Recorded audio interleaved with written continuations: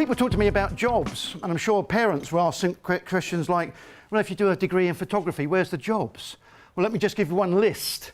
This is aimed at photography, but you could extend this to any discipline. All of those jobs are what you can get from learning and being taught photography. The idea of photography is somehow that you will just become a photographer. You may, but you don't have to. People from our course become picture editors, researchers, agents, retouchers, stylists. Beware of the next one. They also become teachers, librarians, gallery officers, medical photography, forensics. Great interest in forensics from our course. I don't know what that says about the photography course at Staffordshire University. People interested in dead bodies, but anyway. Photojournalist, photo historian even. So when you're studying a subject, it's not about specifically becoming a photographer or an artist or this or that. It's a range of possibilities of which most people are perhaps unaware. And one of the things you might be expected to do would be to know your history. Anybody can tell me who this is, can't they? Who painted this? Probably the most iconic English artist. Anybody?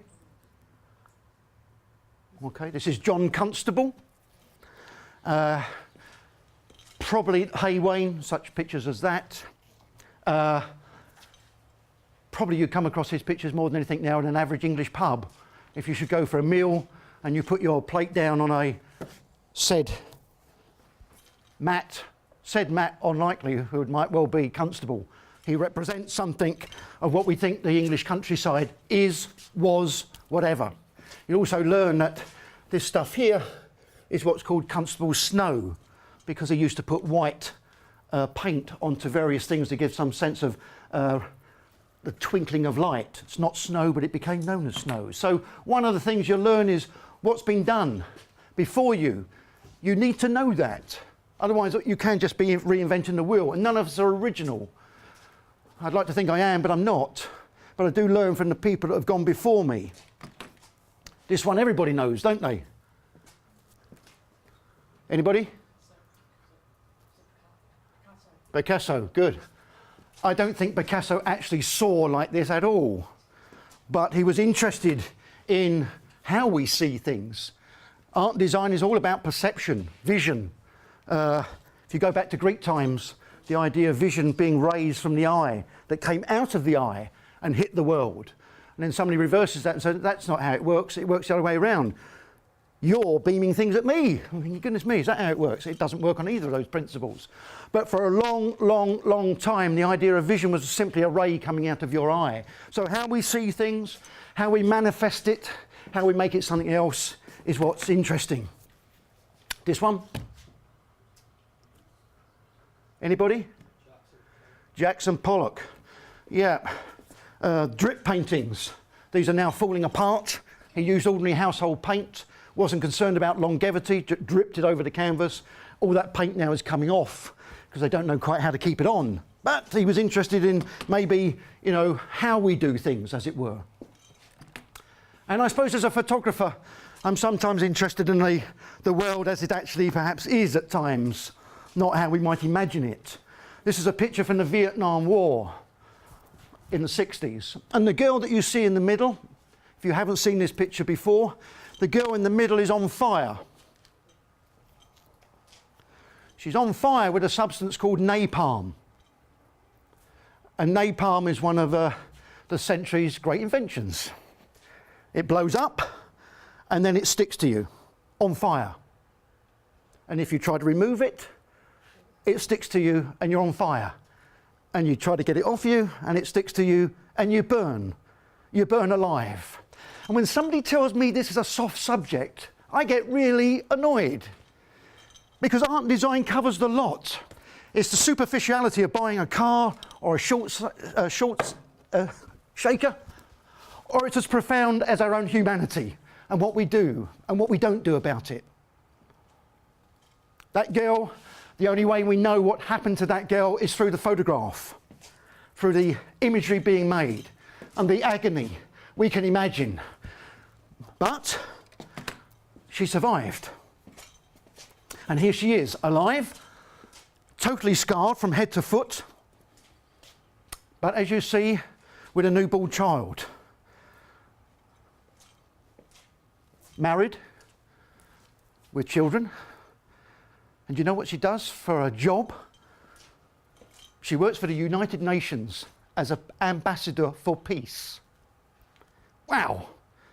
Now, if that doesn't bring a tear to your eye, and it does to me every time I see that, then you shouldn't do art and design, because art and design should move you. It should move you from something so simple as that, which makes my life a pleasure on the everyday simplicity of it, to the profound humanity of telling me what we are, sometimes not, perhaps what we're not very good at. I now know through photography that she survived and has gone on to do great things. What's all this add up to is that art design students, I think, contribute to the look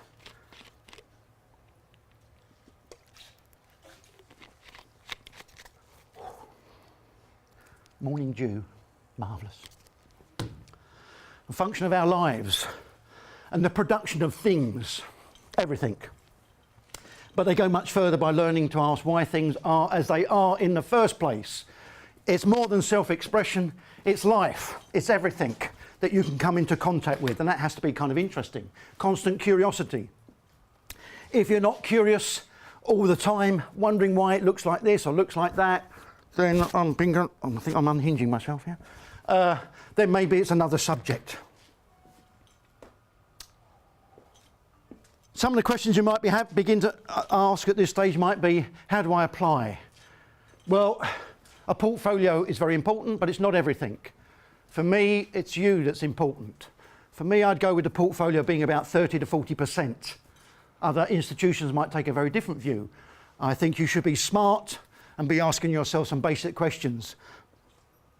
If you go to an institution and they do not want to see you and your portfolio together, I would ask a question. Why? It's not the fact you're paying a lot of money for this, or might pay a lot of money for this. I mean, do remember your fees do not kick in until you're earning at least £21,000. You do not pay anything up front. I don't agree with fees, but we are where we are. And should you earn over £21,000, it's a percentage paid back per year, so forth. If your money goes up, you pay more. If your money goes down, you pay less. So don't worry about it, I would say. We are where we are. But if you spend 2 years or a year producing a portfolio and then somebody says, I'm not going to see it, I might say, why don't you want to see it? I would like you to look at my portfolio and I would like you to ask some questions about what I've produced. For me, that's a fundamental part of the interview. And if you're thinking about applying this year or next year, whatever it might be, those are the sorts of things I would be asking tutors, ideally face-to-face if you can.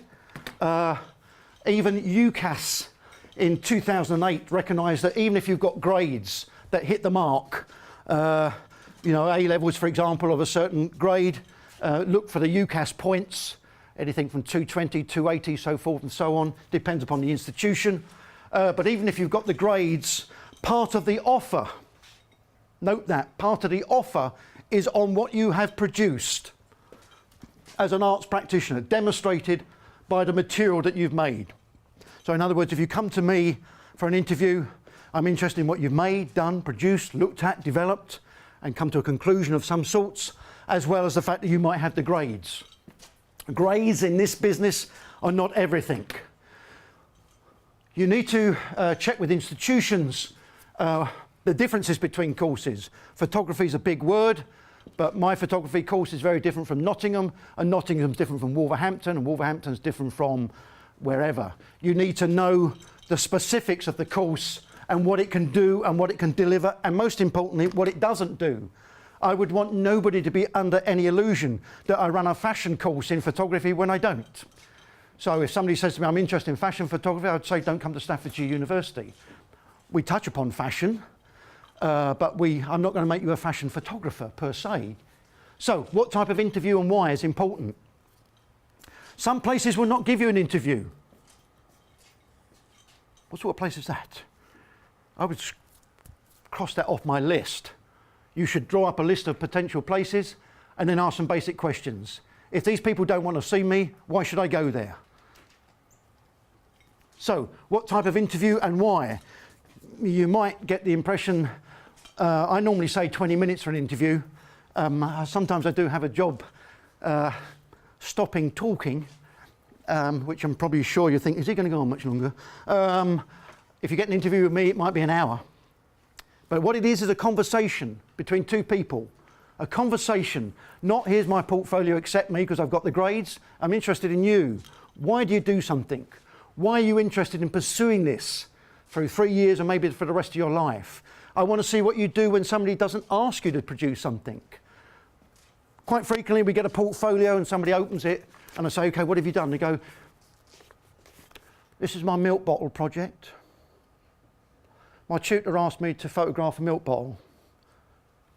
Milk bottle, yeah, marvellous. And next, we were given the word ghost. And that's how I responded to it. Marvellous. I love it. Now, what do you do when somebody doesn't tell you what to do? Any examples of you as photographer when nobody's asked you or given you a word or nobody's asked you to photograph a milk bottle? I want to know what you are as a person because you're going to need that, not just me. You're going to need that to sustain the level of curiosity that it demands to be an art design student.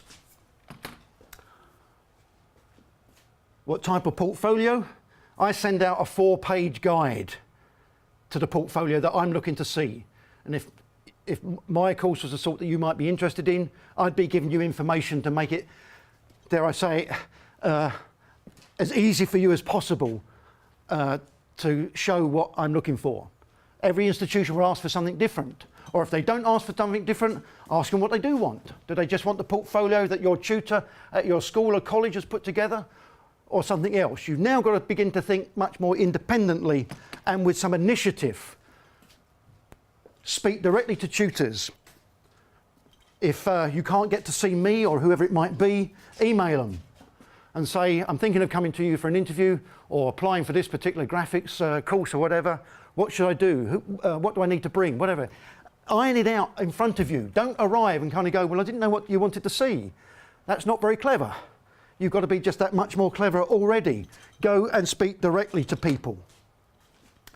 Try to avoid, or rather get to open days as much as you can. Obviously there's a lot of open days, but if you're going to spend 3 years somewhere, it's a good idea to know what the place looks like, whether you feel happy there, what its facilities are, so forth and so on. I still get interviewees every year that says, well, I'm coming here because a friend of mine likes it. Yeah, well, that's very nice, but that friend is not you. I don't know what's going on inside your head. Don't tell me. But you need to know whether you would be comfortable there, not your friend. So you need to, as much as possible, try to get to an open day, ask the questions, contact course leaders or tutors at that particular institution. Also, I would say, you know, don't depend solely on a website or on printed material. They're there for basic bits of information, basic bits only. You need to get the more detailed stuff by talking to people. Don't be afraid to approach them directly. I like it when somebody approaches me and says, tell me something. Be smart, ask questions.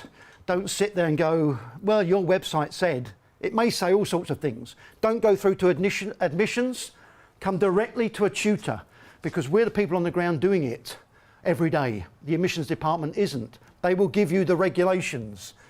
I will give you what you need to know about the everyday. And finally, before we come to perhaps some questions, you. Very famous picture here by a photographer called Brian Griffin. This is another surrealist. I do like surrealists. This is George Melly, used to be a jazz performer and a poet. Dead now, but you can get an idea of his kind of idea, where the eyes are his rings, and we might be able to determine something about him. The interview is about you. It's not about me.